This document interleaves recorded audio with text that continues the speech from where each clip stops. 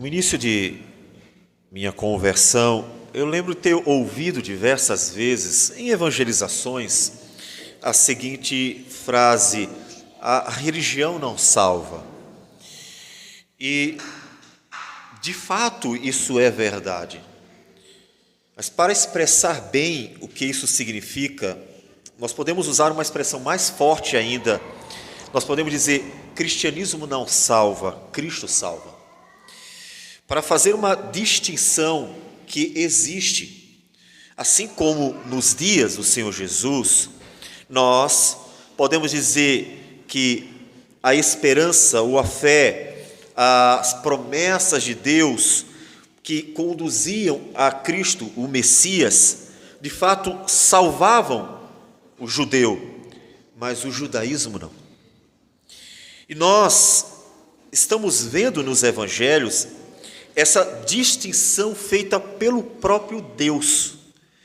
Jesus mostra a diferença entre a religião que ele encontrou naqueles dias, e ele não está se referindo a uma religião qualquer, mas se referindo ao próprio judaísmo, que é a, digamos, religião desde o princípio, pelo menos desde Abraão.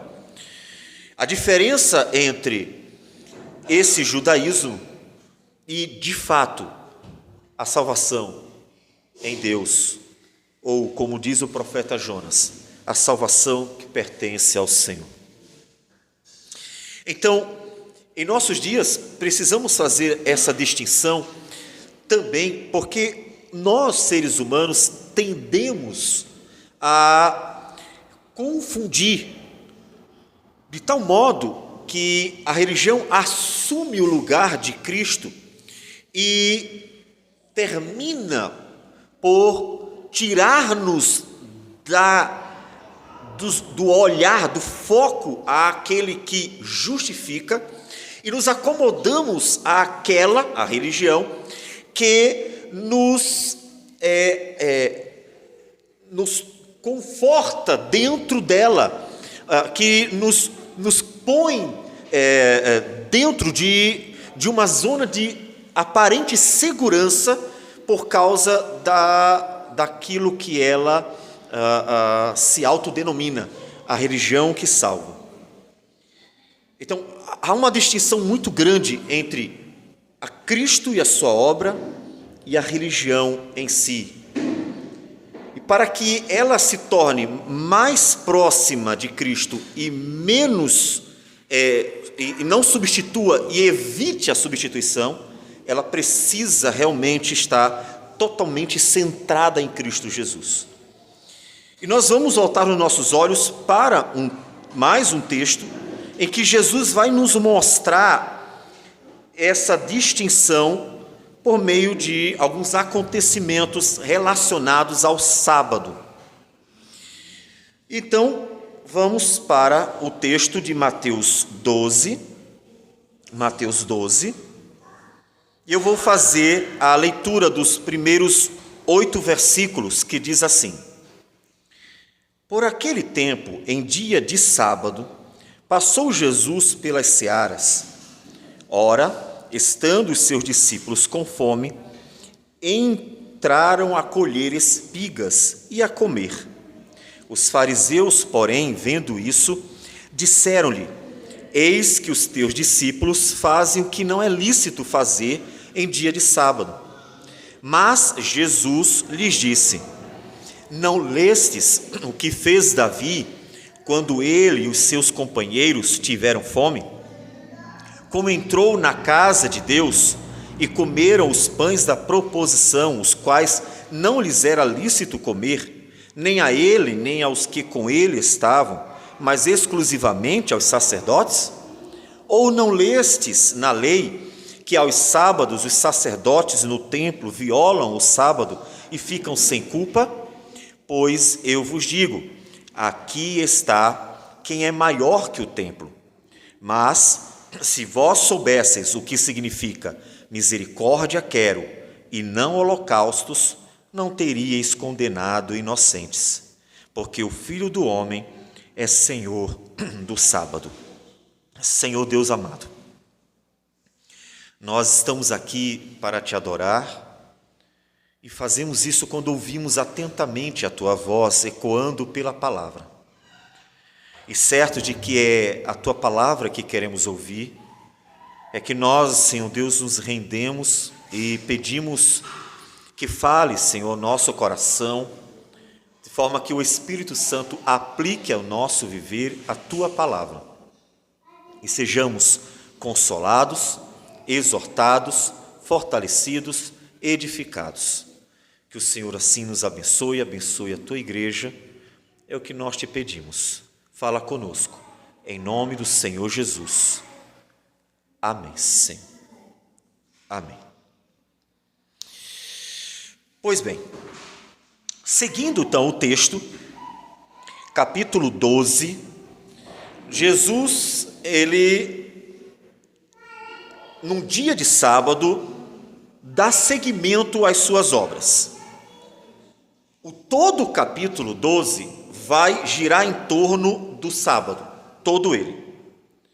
Portanto, nós vamos ver o capítulo inteiro, ainda que o foco seja o início. O restante será um complemento que nos ajudará em relação ao que nós vamos ver no início do capítulo. Mas todo o capítulo está girando em torno do sábado. Portanto, o começo tudo aconteceu no dia de sábado. O que aconteceu? Jesus, no dia de sábado, não parou a obra, continuou andando. Inclusive, uma das coisas que os judeus, por tradição, estipularam era o quanto se podia andar no sábado. O texto não fala o quanto Jesus andou, nem que eles observaram isso, mas Jesus seguiu, porque ele não podia parar de realizar a obra do Senhor. E o Senhor Jesus, que está seguindo em frente para pregar a palavra, para curar as pessoas, como sinal de quem ele era, fazer os seus milagres e maravilhas, o Senhor Jesus passa com os discípulos por meio das searas. No Antigo Testamento, havia uma permissão para que eles entrassem nos campos e comessem quando tivessem fome. Ou seja, eles não poderiam colher para vender, eles não poderiam juntar depois para o amanhã, mas eles poderiam, os necessitados, eles poderiam comer aquilo que precisavam no momento, ou seja, saciar a fome, tão somente saciar a fome. Deuteronômio 23, 25 diz: quando entrares na seara do teu próximo, com as mãos arrancarás as espigas, porém na seara não meterás a foice. Então, o Senhor permitiu para os pobres, para os necessitados, o saciar a fome. Observe aí o cuidado de Deus já para com o seu povo. Veja que já está claro que Deus tem um cuidado com o seu povo, com o homem. Deus tem um cuidado, Deus sabe as suas necessidades e deu ao homem meios de saciá-las. Bom, o grande problema, ou a grande questão aqui, é que eles começam a colher as espigas no sábado. O problema não era colher as espigas do campo do próximo, como já havia sido predito pelo livro de Moisés, pelo Deuteronômio, mas fazer isso no sábado. Só que observe que Mateus nos dá um detalhe importante. Ele diz que os discípulos estavam com fome. Portanto, havia uma real necessidade. Não era um capricho, nem era uma rebeldia. Não era a vontade de quebrar um mandamento para que eles usassem o sábado para o Senhor, descansassem no Senhor. Eles não estavam tentando mostrar alguma coisa para os fariseus. Havia algo real, algo concreto. Havia fome. Aqueles homens estavam com fome. Jesus vê e deixa. Jesus está ali. O próprio Deus está ali. E vê que eles estão com fome, colhendo espigas para saciar a sua fome. Observe o olhar de Deus Deus está vendo. Deus está vendo a necessidade, Deus está vendo o que eles estão fazendo e Deus deixa eles fazerem. Deixa eles saciarem a sua fome. Observe a forma graciosa, a forma misericordiosa, a forma bondosa como o próprio Deus, Jesus, o Filho de Deus, trata os seus discípulos nas suas necessidades, naquele momento. Mas, observe o paralelo, que é como os homens religiosos olham os discípulos de Jesus, fazendo aquilo, colhendo as espigas no dia de sábado. Versículo 2. Os fariseus, porém, vendo isso, disseram-lhe: eis que os teus discípulos fazem o que não é lícito fazer em dia de sábado. Por que não era lícito? Porque a ideia é que no sábado não deveria haver trabalho. Bem, nós temos de fato o mandamento, o quarto mandamento diz que no sábado ninguém deveria trabalhar. E o mandamento que leva o homem para longe da avareza, ou seja, trabalhar para tentar enriquecer e aí não descansa nem um dia, leva o homem à dependência, ou seja, um dia inteiro ele para, ele descansa, ele vai comer, ele vai se alegrar no Senhor e confiar que Deus continuará provendo suas necessidades. Portanto, observe, um mandamento que luta, combate contra o pecado da avareza, ao mesmo tempo um mandamento que leva o homem para a dependência de Deus, porque como diz a palavra em Deuteronômio, nem só de pão vive o homem, mas de toda a palavra que procede da boca do Senhor. Então eles veem os discípulos colhendo e entendem que isso é um trabalho. Como nós já falamos, até a quantidade de passos ou a distância percorrida por um judeu era medida para não se quebrar esse mandamento. E tudo isso nós podemos dizer que era a interpretação deles, a forma como eles estavam olhando. Todavia, é interessante que Jesus não vai explicar a eles que eles estão só tirando o que é necessário para comer. Bom, de fato, colher é um trabalho, ninguém vai dizer que não. Quando uma pessoa vai ao campo colher para vender, ela está realizando um trabalho. Naquele momento não era um propósito de vender, porque eles nem poderiam, era apenas saciar uma necessidade, mas o ato de colher, ninguém vai dizer que é, em certa medida, um trabalhar. E o Senhor Jesus, portanto, usa de outros meios para refutar os fariseus. E é muito interessante como Jesus lida com a questão. Versículo 3. Se vocês puderem, vão acompanhando os versículos lidos.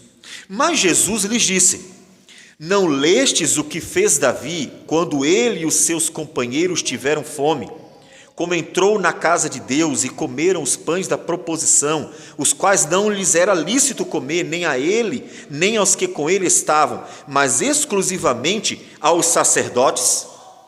Vocês lembram que Davi começou a ser indesejado por Saul e começou a aumentar aquela reação de Saul a Davi, de forma que Davi já começou a ficar preocupado e decidiu ir embora. Olha, não dá, Saul vai me matar. Dá para ver que há algum problema, há algo que eu deva me preocupar, porque Saul estava agindo para com Davi com hostilidade. Alguma coisa não estava normal. E então Davi, em aliança com Jonatas, o filho de Saul, ele vai embora. Ele toma alguns homens e vai.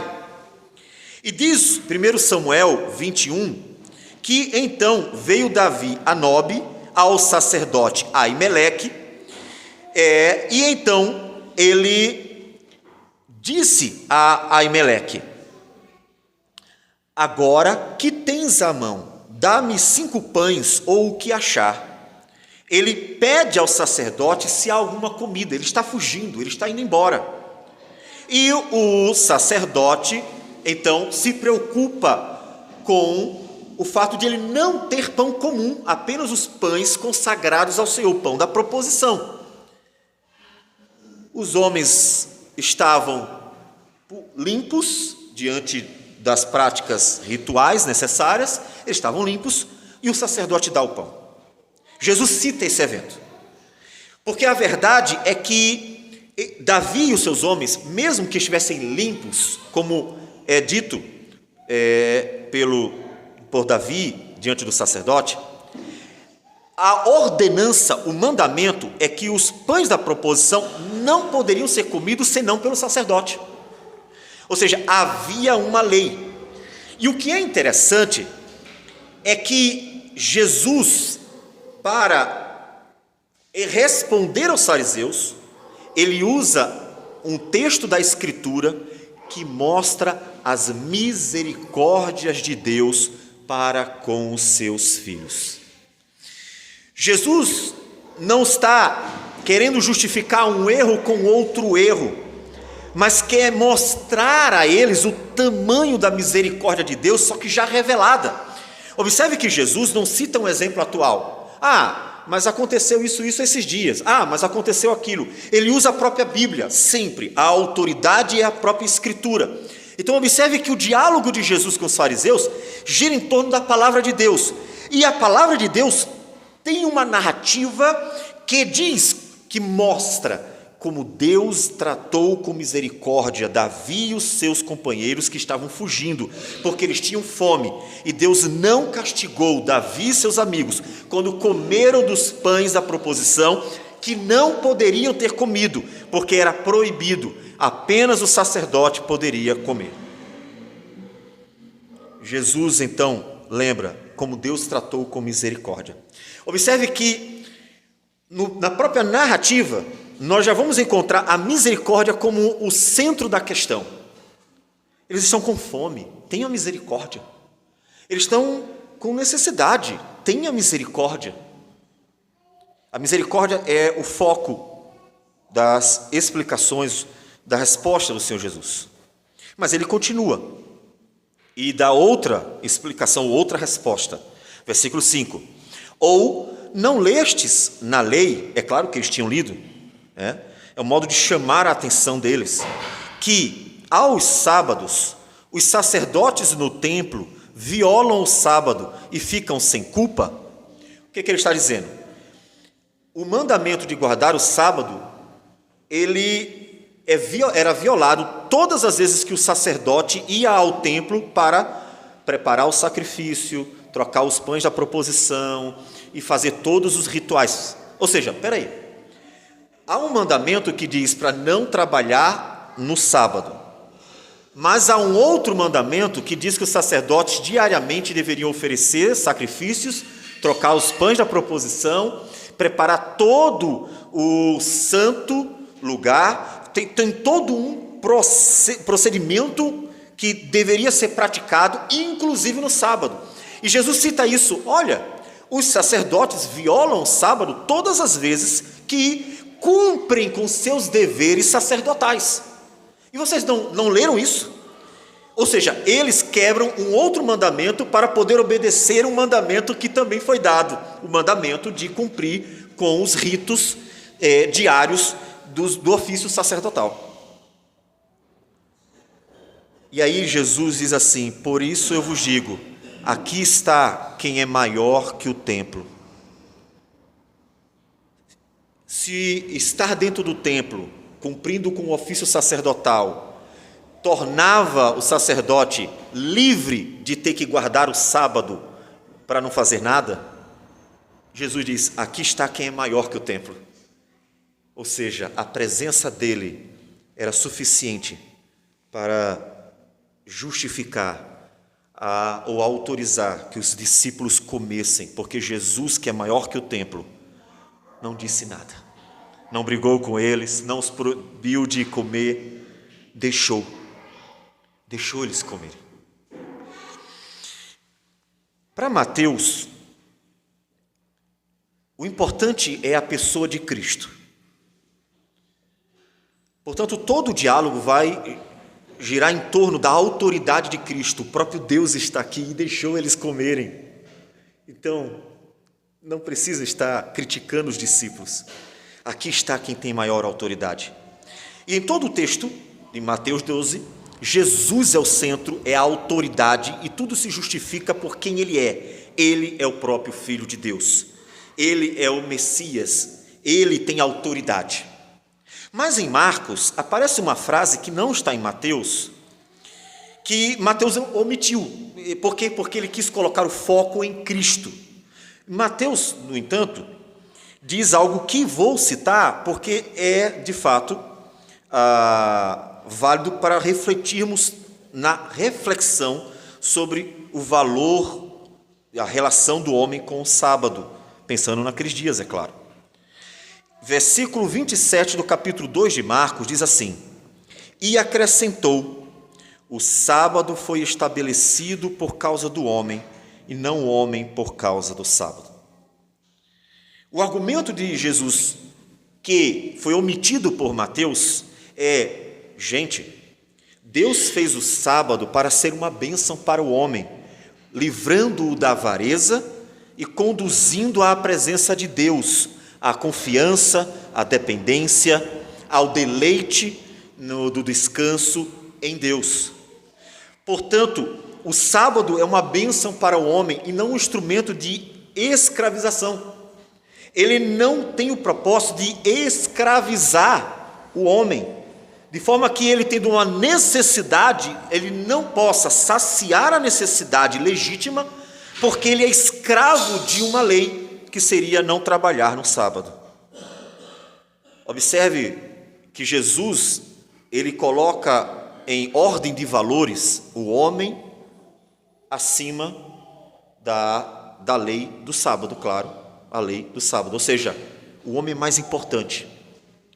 Não que o homem ele tenha autoridade para quebrá-la, porque a lei está sobre ele para reger a sua vida, mas na prioridade, o homem é mais importante, porque o sábado foi uma dádiva do Senhor para abençoar o homem, e não o homem foi feito para ser escravo do sábado. E aí Jesus cita Oséias capítulo 6, versículo 6. Mas se vós soubesseis o que significa misericórdia quero, e não holocaustos, não teríeis condenado inocentes. Agora Jesus bate o martelo e diz: meus discípulos são inocentes, eles não quebraram, eles estão saciando a fome, e eu autorizei, eu que sou o próprio Deus, maior do que o templo, autorizei que eles comessem, simplesmente comessem. Eles eram inocentes, e chama a atenção deles para o fato de eles estarem condenando os discípulos dele e não agindo com misericórdia. E Jesus coloca outra vez aqui em ordem de valor duas questões. A misericórdia é mais importante do que os sacrifícios. Esse é o grande ensinamento de Oséias 6,6. Se vós soubesseis o que significa misericórdia quero e não holocaustos. Vocês podem oferecer todos os sacrifícios do mundo, vocês podem encher o templo de sacrifícios, eles não podem, não têm capacidade, não substituem em hipótese alguma a misericórdia que vocês devem exercer para com o próximo. E quando se exerce a misericórdia para com o próximo, então se evita de condenar aqueles que são inocentes. Tiago, no capítulo 2, versículo 13, ele diz o seguinte: porque o juízo é sem misericórdia para com aquele que não usou de misericórdia. A misericórdia triunfa sobre o juízo. Eles não tiveram misericórdia dos discípulos, que estavam famintos e precisavam saciar aquela fome. Mas Jesus teve, porque o Filho do Homem é Senhor do sábado. Jesus lida com eles com misericórdia. Olhe como os homens veem os outros homens com o juízo de sua religião, e como Jesus, o próprio Deus, vê os homens com a misericórdia de sua graciosa bondade, de sua redenção. Porque isso que vai acontecer aqui vai ter uma ligação com o que vamos ver mais adiante. Guardem isso, como os fariseus condenaram os discípulos e Jesus os inocentou, e Jesus os defendeu. E vejam o que vai acontecer mais adiante. Vamos seguir o texto. Tendo Jesus partido dali, entrou na sinagoga deles. Observem que ainda é sábado. Todo o texto está acontecendo no sábado. Achava-se ali um homem que tinha uma das mãos ressequida, e eles, então, com o intuito de acusá-lo, perguntaram a Jesus: é lícito curar no sábado? Ao que lhes respondeu: qual dentre vós será o homem que, tendo uma ovelha, e num sábado esta cair numa cova, não fará todo esforço tirando-a dali? Ora, quanto mais vale um homem que uma ovelha. Logo é lícito aos sábados fazer o bem. Tudo gira em torno do sábado. Os fariseus queriam pegar Jesus em alguma quebra da lei para ter uma razão para condená-lo. Então observem que os fariseus estavam sempre no pé de Jesus, porque o intuito era tentar encontrar uma razão para acusá-lo. Jesus está no sábado pregando, e Jesus também realiza sinais e maravilhas. E nesse momento aparece o homem da mão ressequida. Eles querem que Jesus deixe bem claro qual é a visão dele, qual é a teologia dele sobre a guarda do sábado. Por isso, perguntam para Jesus. Eles querem que Jesus seja explícito quanto à sua teologia. Jesus faz uma pergunta que afeta a vida prática deles. Observe que Jesus não é teórico, Jesus é prático. Jesus conhecia a vida de todos e, claro, o cotidiano que ele mesmo vivenciava, e Jesus toca nas questões mais práticas da vida. Jesus toca nas questões mais básicas. Se fosse nos nossos dias, é claro, nosso dia a dia comum na cidade, Jesus usaria algo que tem a ver com o que é comum. Como, por exemplo, se o seu filho ficasse doente, você não iria à farmácia comprar remédio? Você não levaria ao hospital, por exemplo? E isso não requer um esforço, não requer um trabalho, você não vai ter que gastar, comprar, alguém não vai ter que vender. Então, Jesus mostra para eles, usando a própria realidade deles, que aquilo que eles estão protestando não era coerente com a própria prática deles. Seria correto, no dia de sábado, que é o dia de descanso, fazer o bem ao outro?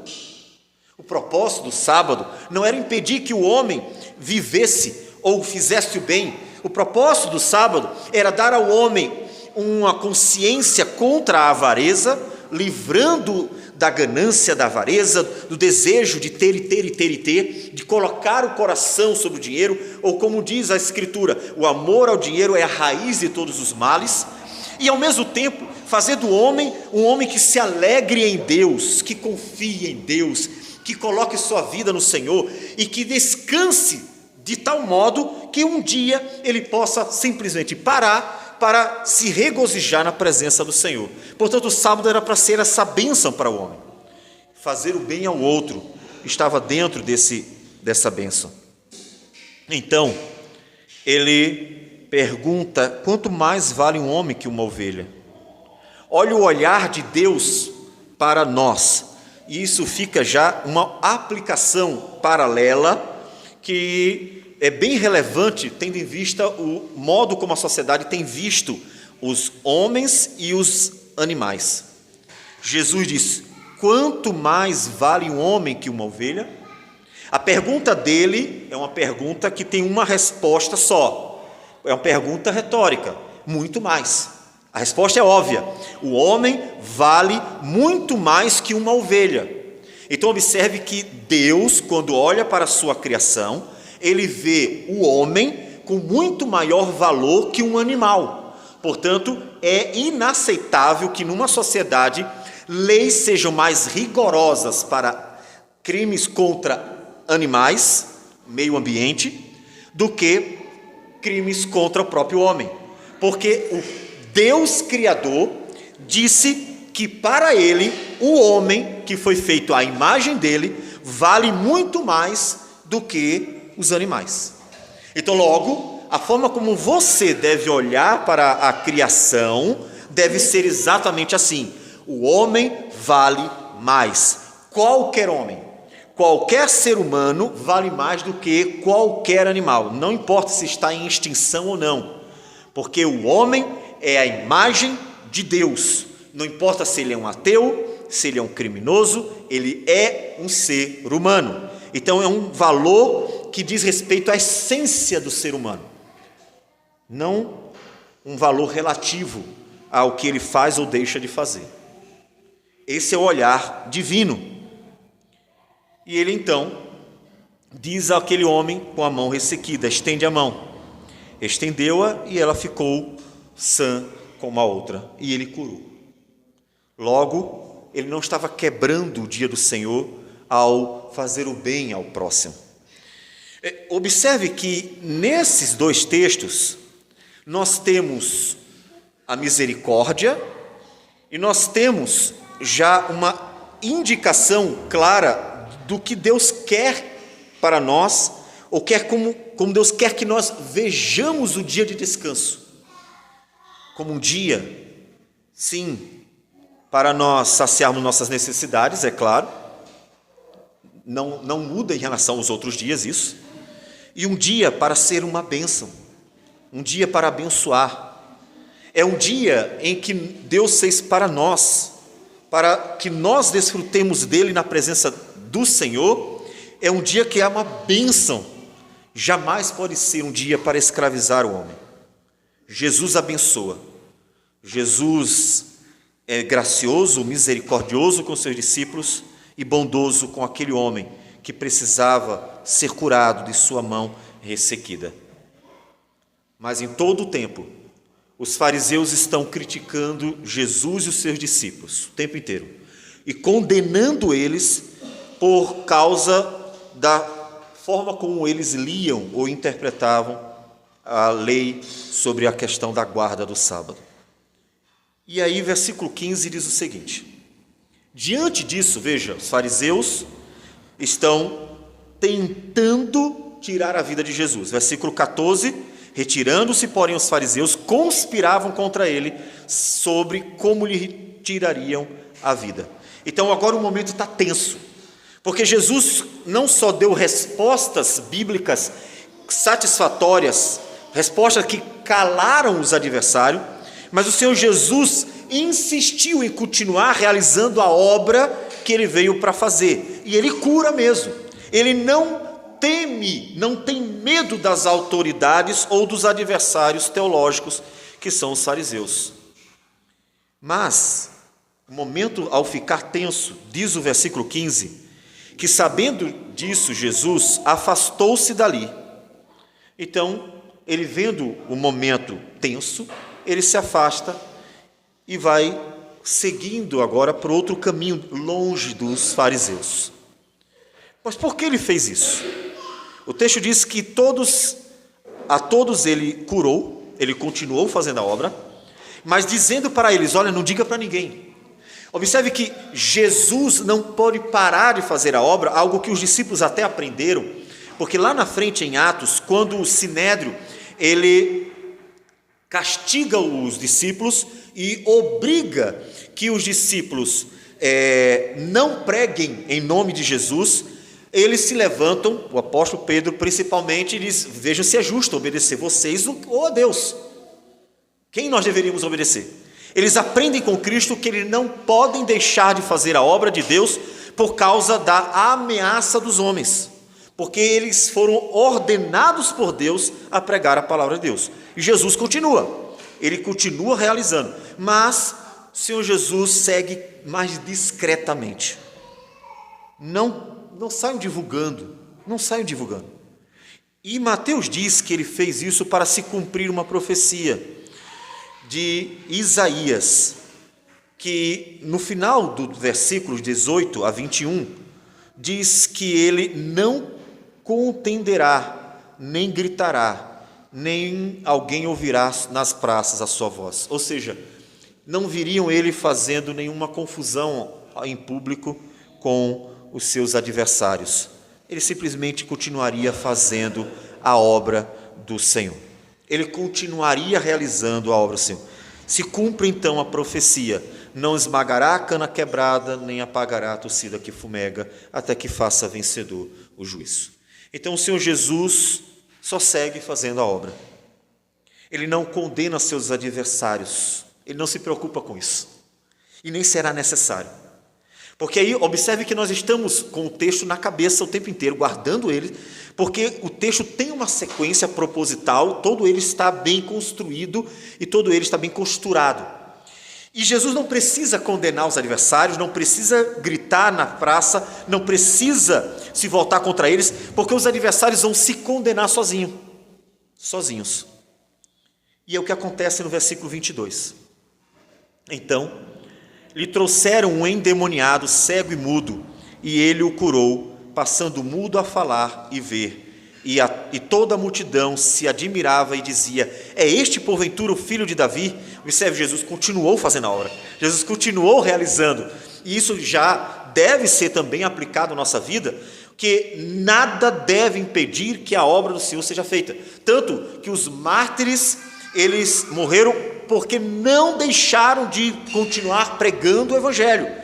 Pessoas foram perseguidas em toda a história do cristianismo porque não deixaram de pregar o Evangelho. Então, observe, não podemos parar uma obra, seja por qual for o motivo externo. Ou seja, nada deve ser razão para nos impedir de anunciar a glória do Senhor. Nada. E ele continua. Versículo 24, diz que os fariseus, ouvindo isto, murmuravam: este não expele demônios, senão pelo poder de Beelzebu, maioral dos demônios. E nesse momento, os fariseus que condenaram Cristo e os discípulos por causa de colherem espigas, condenaram Cristo por causa de um ato de bondade, restaurando a mão ressequida de um homem, agora condenaram a si mesmos pela própria boca, ao atribuírem o poder que atuava em Cristo, atribuir isso a Beelzebu, ou seja, aos demônios. Eles blasfemam não contra Cristo, mas contra o próprio Espírito de Deus, porque Jesus realizava as obras do Pai pelo poder do Espírito de Deus. Como Jesus nos diz no versículo 28, se porém eu expulso demônios pelo Espírito de Deus, certamente é chegado o reino de Deus sobre vós. Ali, eles condenaram a si mesmos. Eles condenaram a si mesmos. E por isso Jesus disse: todo pecado e blasfêmia serão perdoados aos homens, mas a blasfêmia contra o Espírito não será perdoada. Observe que a religião e a salvação não são sinônimos. Nós estamos falando de fariseus. Fariseus seriam, pensando aqui dentro do judaísmo, eles seriam tipo os evangélicos de hoje. E aí eu penso em evangélico numa forma geral, mas até mais ortodoxos ainda, né? Inclui inclusive as linhas mais ortodoxas do evangelicalismo, porque eles eram o grupo mais radical, mais ortodoxo. Doutrinariamente falando, o apóstolo Paulo diz, ele mesmo era fariseu, e de fato os fariseus tinham um cuidado em ser irrepreensíveis, de tal modo que terminaram, por falta de entendimento, condenando o próprio Deus e assim condenando a si mesmo. Então, religião e salvação não são sinônimos. Por que não são? Porque o homem sempre conduz segundo o seu próprio coração. O homem constrói tudo segundo o seu coração. Então, quanto mais próximo a religião estiver de Cristo, menos ela terá de homens, mais ela poderá conduzir o homem ao único Senhor e Salvador, que é Jesus. Observe que o tempo todo aqui, o texto é Cristo e a religião. Cristo e a religião. Cristo, que é o Senhor do sábado, que é o restaurador da criação, que é o que trouxe o reino de Deus pelo poder do Espírito de Deus. E a religião é os fariseus, agindo o tempo inteiro e condenando os homens, segundo o seu bel prazer, segundo sua própria concepção de pecado. Onde você está? Não basta estar dentro do cristianismo, é preciso ser unido a Cristo. Não basta ser membro de uma igreja, é preciso estar em Cristo. E há uma diferença significativa, a tal ponto de aqueles que estão dentro do cristianismo estarem sujeitos à condenação, mas aqueles que estão em Cristo jamais, porque aqueles que vão a Cristo estão seguros na salvação em Cristo. Então há uma distinção, há uma diferença. E onde você está? Onde verdadeiramente você está? A quem você se uniu de fato? Os fariseus contra quem Jesus fala, mostrando que pelas próprias palavras deles eles foram condenados. Se alguém proferir alguma palavra contra o Filho do Homem, ser-lhe-á isso perdoado, mas se alguém falar contra o Espírito Santo, não lhe será isso perdoado, nem neste mundo, nem no porvir. Os fariseus contra quem Jesus fala eram os religiosos da época, os mestres da época, eram sujeitos à condenação, apesar disso. É preciso se unir a Cristo, a pessoa de Cristo. De tal modo que é nessa união com Cristo que nós temos na ceia do Senhor o memorial, é que nós estamos justificados, porque recebemos da justiça dele, porque fomos unidos a ele. É por meio dessa união com Cristo que nós começamos a ser santificados, porque o Espírito de Cristo opera em nós e começa a trabalhar a nossa vida para nos fazer parecidos com Cristo. É nessa união com Cristo que nós temos uma viva esperança, porque Cristo vive para sempre e assim viveremos com Ele, porque fomos unidos na sua morte, também seremos unidos na sua ressurreição. Portanto, é a nossa união com Cristo que é a verdadeira salvação. É essa que deveria ser a verdadeira religião, o estar em Cristo. E somente estar em Cristo pode salvar você. Somente estar em Cristo pode salvar você. E não há outro meio. Então, sem querer me detalhar, o final do texto é o Senhor Jesus se voltando contra aquela geração. Jesus está ali fazendo a obra, mostrando graça e misericórdia, restaurando vidas e proclamando a palavra de Deus. Enquanto isso, a própria religião está o tempo inteiro tentando condená-lo, tentando encontrar nele alguma razão para condená-lo. Jesus então se volta contra eles.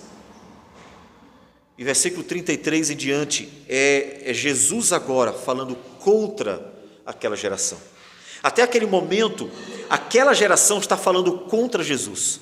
Jesus faz a obra do Senhor, faz o que é melhor, e eles vão atrás, e vão perturbando, e vão enchendo o saco, e criticando, e tentando achar razão para condenar. E aí tem um momento que eles se condenam ao blasfemarem contra o Espírito Santo.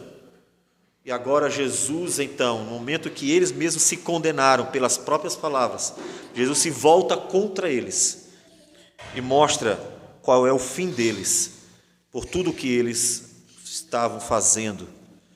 A partir do versículo 33, como nós falamos. Ou fazei a árvore boa e o seu fruto bom, ou a árvore má e o seu fruto mau, porque pelo fruto se conhece a árvore. Raça de víboras, como podeis falar coisas boas sendo maus? Porque a boca fala do que está cheio o coração. Então, ele mostra que, na verdade, eles eram maus. E aí os escribas aparecem, dá um sinal, Mostra que de fato o Senhor é o Mestre. E Jesus diz: vocês só vão receber um sinal, a ressurreição do Filho do Homem. Que como Jonas esteve no ventre do peixe 3 dias, 3 noites, o Filho do Homem estaria também no coração da terra. Portanto, a morte e a ressurreição. Observe, portanto, que Jesus traz a questão que é central em seu ministério. O ministério de Jesus não tinha como propósito central a pregação, ainda que de todas as suas práticas fosse a principal. E não tinha muito menos como ponto central os milagres e sinais que ele fazia. O ponto central do ministério de Cristo era a sua morte e ressurreição. É a obra da cruz e a ressurreição do Senhor Jesus. E ele conduz para lá. Esta é a obra que ele veio fazer.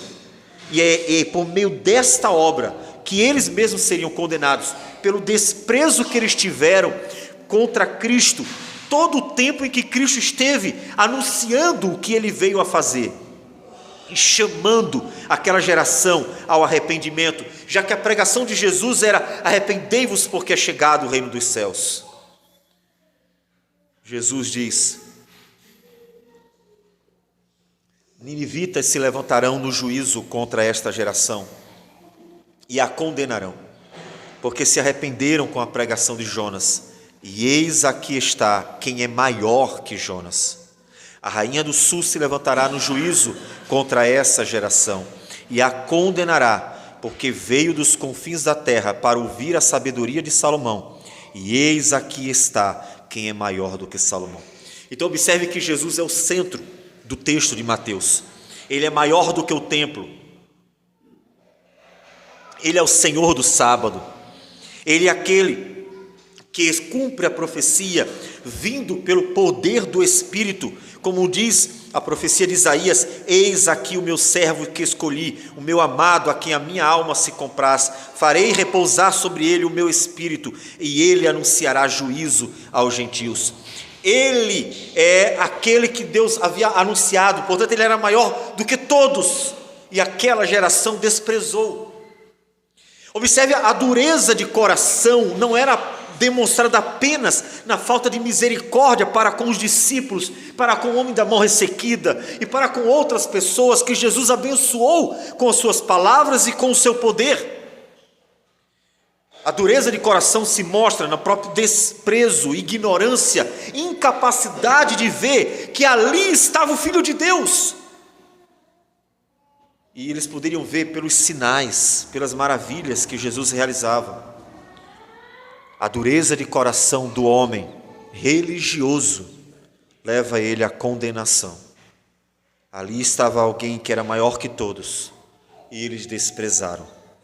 E é por isso que Jesus, então, nos versículos 43 a 45, fala do último estado deles, que seria pior do que o primeiro, ou seja, que eles estava aguardando eles um juízo divino, um grande juízo divino, que podemos dizer seria a queda de Jerusalém em 70 depois de Cristo.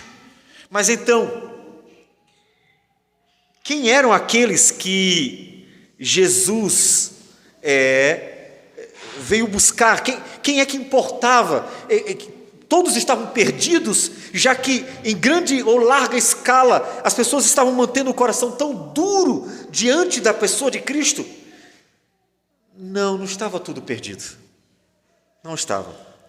Nós vimos isso no versículo 11, capítulo 11, quando no final Jesus disse: vinde a mim, vós que estáis cansados e sobrecarregados, eu vos aliviarei. Não está tudo perdido, porque aprove a Deus, o Pai, revelar o Evangelho aos pequeninos. E agora, de novo, no capítulo 12, Jesus fala: porque qualquer que fizer a vontade de meu Pai celeste, esse é meu irmão, irmã e mãe. Não está tudo perdido. Apesar da dureza de coração massiva daquele povo, havia sim pequeninos que estavam se achegando a Jesus pela fé. E esses é quem ele veio buscar. a quem Ele chama de seu irmão, sua irmã e mãe, ou seja, sua família. Foram esses que Ele veio buscar. É preciso ser unido a Cristo. É preciso ser unido a Cristo. É preciso ser essa parte dessa família de Cristo. Então, reflita sobre o que é para você ser cristão. Reflita sobre o que você tem como convicção de salvação. Se você não está depositando sua confiança numa religião apenas, que a própria história mostra que tem muitos altos e baixos, e tantas vezes se perdeu pelo caminho. Porque somente Cristo pode realmente salvar você. Somente Cristo pode realmente justificar você. Pode realmente transformar você. E fazer de você alguém como Ele, cheio de misericórdia, de bondade, de graça, de amor. Alguém que realmente está ali para ser bênção para o louvor da glória do Senhor. Onde estão suas convicções? Você precisa de Cristo. Pois somente Cristo realmente pode salvar você. Pode transformar você. Pode fazer de você um verdadeiro cristão.